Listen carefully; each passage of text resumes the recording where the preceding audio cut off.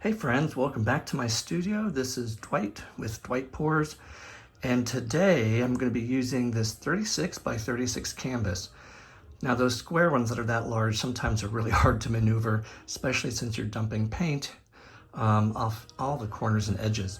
So I'm going to be using sort of this, I call it a muted palette, if that makes sense. I know the blue, then the light blue, but you have these green, gold, and sort of this other olive green here as well. Now I did add, this is champagne. Now this is by Got a Deal brand paints, but I added a little bit of brown from Deco Art's Americana brand, and the rest are Deco Art Americana. That's brass, that's desert turquoise, that's navy blue, and this is something avocado, and this is a light Hauser green, I believe is what it's called. And then this right here, of course, is Artist Loft Soft Body White. Now, just as a reminder, all of these paints are mixed the same. It's 1 part paint, 2 to 3 parts Floetrol, just a drizzle of Liquitex pouring medium and water to thin it down. Now my dump paint over there, that's Artist Loft Soft Body Black, and that is mixed differently. That is mixed 1 part paint, 3 to 5 parts Floetrol. You can eyeball it. A drizzle of Liquitex pouring medium and water as well. So I was debating on what kind of pour I was going to do today, but I think I'm going to do a colander pour because I think on something this square and this large, we might get a cool effect with it, especially if you have that sort of starburst look to it. So I'm going to start with a little bit of white. I'm going to add some blue, or probably dump the whole cup of blue, a little bit more white, and then these cups completely out, and these in this order, and then whatever's left with the white, I will pour that in somewhere down at this end. So we'll see what happens once I get started, because sometimes I change my mind. But hold on and let me check the final consistencies of these paints and we'll get going. Okay guys, here we are back in the studio ready to do our pour. Saying a little hello there. So the first thing I do before I start a pour is I cover my corners and edges with some black paint. The reason I do that is because my paints are really thin and I don't want the texture and the white canvas to show up on my edges. So this is just sort of an aesthetic piece that I do, but I think the other thing that it does is it allows the paint to stick a little bit better to those edges and corners since the paint is still wet by the time I do the pour. So I'm just working my roller here, making sure that the edges are covered. And this is just a standard black. It's any black. I think it was Liquitex black. So I like using my colander, as you know, because I think it provides some really interesting texture and some movement in the overall composition at the end of the day. So these colors I'm really excited about using today because they're sort of muted, and they're in the green tones and the gold tones, and of course the blue. So I start with some white to add some brightness to the bottom, and then of course I pour my navy blue, which is the darkest color, first, and I empty the entire cup.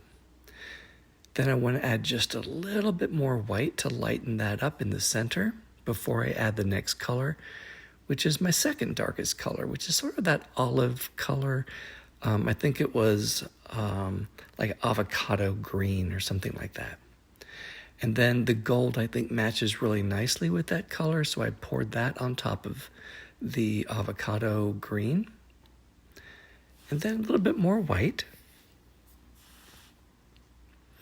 And then this sort of champagne brown color. That was a last minute ad, and I'm glad I used it actually, because I think it sort of provided a little bit of some lightness in the middle of this canvas. So there is the turquoise blue, the desert turquoise, and then the light green, sort of like a light olive green. And then some white, just whatever's left in the cup. Okay, so at about this point, I am mixing my black paint to make sure it's all mixed up in the right consistency. Putting that down, drying off my stir stick, and then lifting it up. Really beautiful colors. I love that blue with the gold and with the avocado. say a little prayer before I get started in hopes that this works well. Now this is a large square canvas, so tilting was difficult, and it's actually quite heavy with all of that paint on it. Here we go. So I typically tilt to the lower left, then I go to the lower right, bringing it back a little bit more to center, getting it over that third corner, and then I wish you could see what I'm doing, but I'm getting it over the last upper left corner. So what's exciting about this at this point is all the cells are starting to come through. You can see there's a lot of cells. So I'm making sure it's inside. I have like a tray. I have a 36 by 36 tray, and this is a 36 by 36 painting. So I'm making sure that the C-hooks that I use to create my level are inside of that tray. And there we go. I finally get it in there, because I didn't want the paint to come off one end if it's not completely level. So I'm just fixing some of the edges there that have some paint that didn't quite make it over the edge. And you can see the colors continue to slowly come through. And then this is a little bit on time lapse. So I move it around, I use my torch to get the bubbles out, and you can see the gold has come through as well as the white. But watch the blue. The blue really starts to come through. Okay, guys, let's watch some more. Hey guys, it's Dwight. I'm back here with the final dried results. Well, it's almost dry. A little bit of wet right through here. So these colors worked really well together. The olive, the gold, the blue. I love the sort of shadow effect of the light blue, sort of that turquoise as well as that dark navy blue. So as you know, sort of usual with me, I am going to go in and clean up the negative space. Let me show you how some of these cells around the negative space dried. So, as you can see, they're misshapen, one of my favorite words to use, and I need to round them. So there's a little bit sharper around here. I'll probably go in through here as well. Just clean these up, and then I'm going to have to come in and dot them because I want them to stand out. So I will also take off this edge, and people ask me why not just leave it alone. I'm like, well, the reason I don't is because if you're hanging this on the wall somewhere, you want the black becomes sort of your center of focus, focal point, and you don't want it to be or look like it's unfinished or sloppy, whatever words you want to use. So that's why I go in, and I will probably do a couple of rows of dotting on here. So my goal is going to be first sort of giving you a walkthrough when I start doing the rounding. I'll probably take out some of these here because they're too light and they're not going to show up very much when it's completely dry. And then I'll also show you, mix some colors up and show you how I dot these.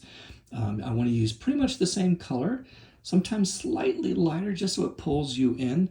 But yeah, that's what we're going to do. So hold on, I'm going to let this dry another day or two, and then we'll get down and we'll set things up and we will show you how that looks. So let me show you this angle here. This was, yikes, I have a small room here. I'm sort of liking this perspective. I'm trying to make this a little bit smaller here, because I like that it's sort of dark here and then everything seems to be coming in here. So this is probably how I would orient it on the wall, most likely. But yeah, let's get this painting finished and then I'll show you the dried results, and then we'll get to varnishing it at some point. Okay, hold on. Okay guys, here I am back.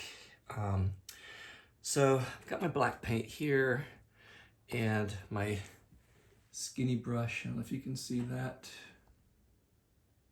Here we go. And I'm just going to go in and do a couple of these to round them to show you how I do it. And then I'm going to go in and work all through here. So there's going to be a lot of work. So I'll try to do this while I'm talking. So if you can see, it's jagged. So I just want to just sort of round them off. That's all. Not a whole lot. Now I'm using the same color paint that I used as my dump paint. And when you do this, you have to also realize it doesn't have to be a perfect circle because most cells are not perfect. I am going to go in and color the centers when I'm done. So yeah, just basically like that.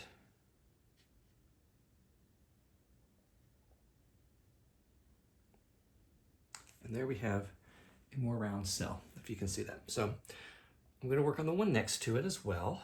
So just trimming off a little bit.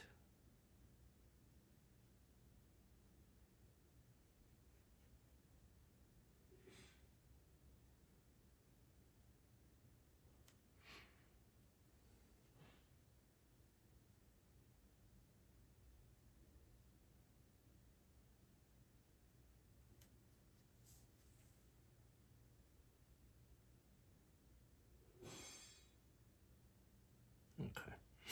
Now, let me see here. There we go. So what ends up happening sometimes when I do this is I end up having to then work with the cells that are in between. So as you can see, this one here is a little shaped oddly. See if I can get in there. And I'll take this one down, make it more round.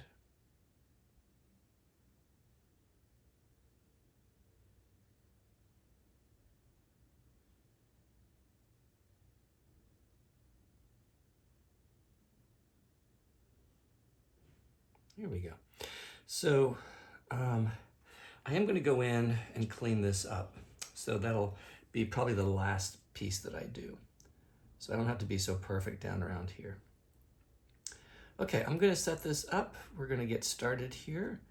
And now comes the fun part, is watching me clean all of this up. Okay, guys, we'll get started here in just a moment.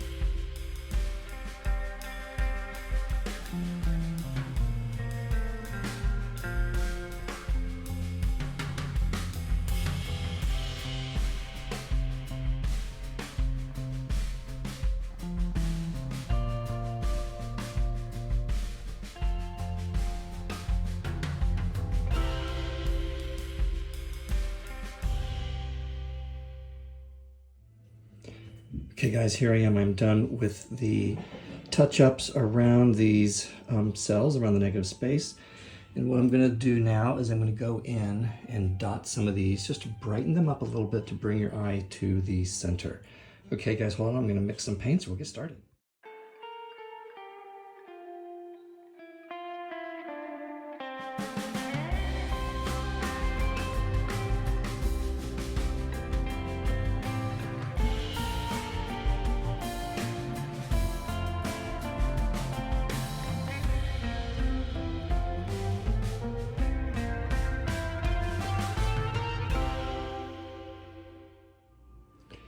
finally I'm done, guys. Here we are with the final drive results. As you can see from distance here, I brightened up the cells around the negative space. Now at first they're a little too bright, but I did sort of make them a little bit darker to blend in a little bit more, but they are a little bit crisper, so it just pulls your eye right to it. So let me move in here just to show you what I did. As you saw in the previous couple of segments, I cleaned up around the cells down here, made them a little more round, a little more realistic looking, with a nice crisp black negative space. So I'm thinking of trying something different this time and maybe orienting my picture this way. I don't know, give me some thoughts. Tell me what you think about that. I'm going to post a few pictures at the end of this video in this direction and in the other two directions. Okay guys, thanks for watching, and we'll see you again this weekend.